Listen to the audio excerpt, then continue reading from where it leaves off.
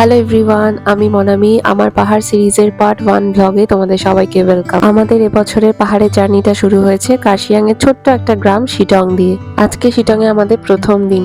ঘুম থেকে উঠে চায়ের কাপটা হাতে নিয়ে যে ব্যালকনিতে এসে দাঁড়ালাম, সামনে ঝকঝকে কাঞ্চনজঙ্ঘা আর এরকম অপূর্ব সুন্দর দৃশ্য দেখে আগের দিনের ট্রেন জার্নির সমস্ত ধকলটা যেন এক নিমেষে উধাও হয়ে গেল। আর আমরা রয়েছি আপার শিটং এর সব থেকে পপুলার হোমস্টে বিশেষ হোমস্টেতে। এখান থেকে কিন্তু পুরো 360 ডিগ্রি ভিউটা আসে। সকাল সকাল স্নান করে একদম রেডি হয়ে নিয়েছি, আর এখানে মাও মিষ্টিকে খাইয়ে দাইয়ে রেডি করে দিল। এরপর আমরা যাবো সবাই মিলে ব্রেকফাস্টের জন্য, কারণ তারপর আমরা 10টা নাগাদ সাইট সিনের জন্য বেরোবো। আমরা চলে এসেছি ব্রেকফাস্টের জন্য। এখানে 9টা থেকে ব্রেকফাস্ট দেওয়া শুরু হয়ে যায়। ব্রেকফাস্টে লুচি রুটি দুরকম অপশনই ছিল, আর ব্রেকফাস্ট আনলিমিটেড ছিল। আমি নিয়েছিলাম 4টে লুচি, তার সঙ্গে একটা আলুর তরকারি আর ডিম সিদ্ধ। ছোলা মাখার একটা অপশন ছিল, কিন্তু আমি সকালবেলা ছোলা মাখা নিইনি।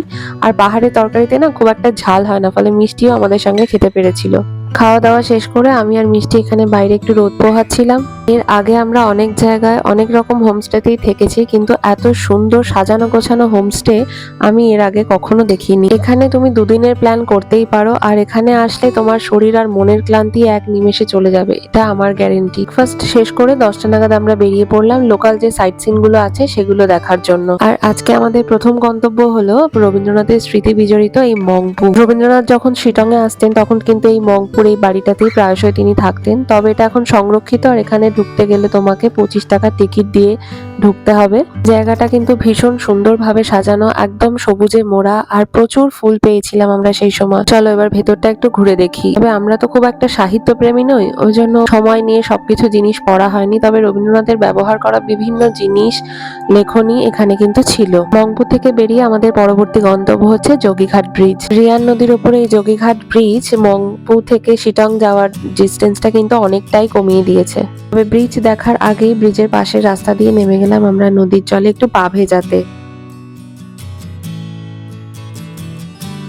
এই হচ্ছে সেই যোগীঘাট ব্রিজ। এখানে কিছু ফটোশুট করে নিয়ে আমরা চলে গেলাম শিটং এর সব থেকে পপুলার জিনিস কমলালেবুর বাগান দেখতে।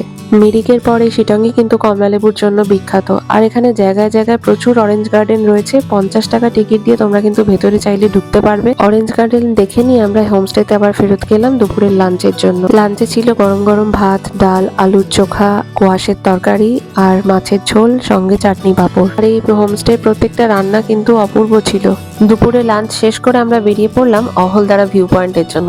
আর এখানকার সব থেকে যেটা আকর্ষণীয় জিনিস, রবি ঠাকুরের মুখের আদলে তৈরি এই পাহাড়ের গড়ন, যেটা ন্যাচারালি তৈরি হয়েছে। এখানে আসতে হলে অহলদারা চেক পয়েন্টে তোমাকে 10 টাকা করে এন্ট্রি ফি দিতে হবে। তবে তুমি যদি গাড়িতে আসো তাহলে 50 টাকা। সেক্ষেত্রে মাথা পিছু তোমাকে আর আলাদাভাবে কিছু দিতে হবে না। তবে অসুবিধা হচ্ছে 50 টাকা এন্ট্রি ফি দিলেও যেখানে পার্কিং এরিয়া সেখান থেকে কিন্তু তোমাকে এই ভিউ পয়েন্টটা অনেকটা খাড়াই রাস্তায় আসতে হবে।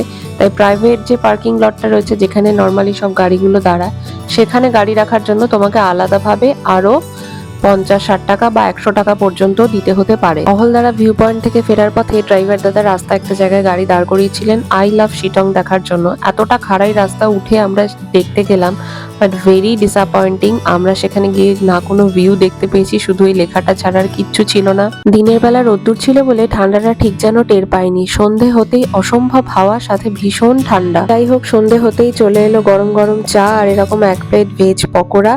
আর মোমোটা কিন্তু কমপ্লিমেন্টারি ছিল না, এটা আমরা আলাদাভাবে অর্ডার করেছিলাম। কলকাতায় আমরা যত ভালোই মোমো খাই না কেন, পাহাড়ের মোমোর কিন্তু টেস্টই আলাদা। এখানকার নর্মাল ভেজ মোমো দারুণ খেতে লাগে। খেতে খেতেই কানে ভেসে আসছিল তখন গানের আওয়াজ। পায়ে পায়ে এগিয়ে গেলাম, গিয়ে দেখলাম হোমস্টে তরফেই নিচে এরকম বনফায়ারের অ্যারেঞ্জমেন্ট করা হয়েছিল। আর সাথে এখানকার স্টাফরা প্রত্যেক দিন সন্ধেবেলায় এরকম গান বাজনার আয়োজন করে। গানের তালে তালে আমরা একসাথে পা মেলালাম। এত সুন্দর একটা রিফ্রেশিং সন্ধ্যা, এটুকু আমি গ্যারেন্টি নিয়ে তোমাদের বলতে পারি, তোমরা যদি এখানে আসো সন্ধেবেলাটা কিন্তু তোমাদের একদমই বোর লাগবে না।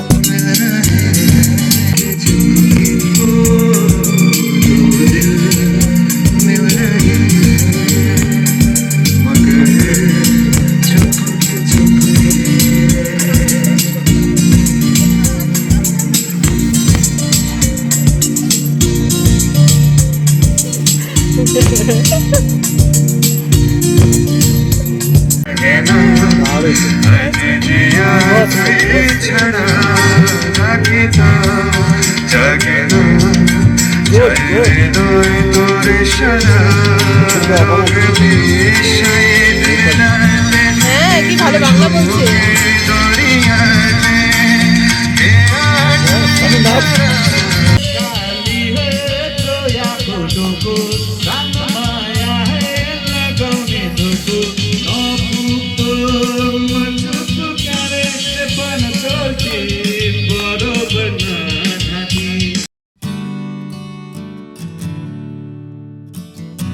রাত বাড়ার সঙ্গে সঙ্গে কিন্তু ঠান্ডার দাপটটাও সমান তালে বাড়তে শুরু করলো, তাই দেরি না করে আমরা তাড়াতাড়ি ডিনারটা সেরে নিলাম। ডিনারে ছিল রুটি, ভাত, দুরকম অপশনই, তার সঙ্গে ছিল সবজি আর চিকেন। এখানকার রান্নার কোয়ালিটি আর যে কোনো রকম সার্ভিস নিয়ে তুমি কিন্তু কোনো রকম কমপ্লেন করতে পারবে না, এতটাই ভালো। হাসি গানে আড্ডায় শিটংয়ে আমাদের প্রথম দিনটা খুব ভালো কাটলো। কালকে সকাল হতেই আমরা পানবুর জন্য বেরিয়ে যাব। বিশেষ হোমস্টেতে আমাদের থাকার অভিজ্ঞতা নিয়ে একটা ডিটেলিং ভিডিও খুব শীঘ্রই আমি আনতে চলেছি, তার জন্য তোমরা সবাই সঙ্গে থেকো। আর যে কোনো রকম কোয়ারি থাকলে আর এই ভিডিওটা কেমন লাগলো কমেন্ট সেকশনে সেটা জানাতে একদম ভুলো না। দেখা হচ্ছে নেক্সট ব্লগে, ততক্ষণের জন্য টাটা। সবাই ভালো থেকো, সুস্থ থেকো।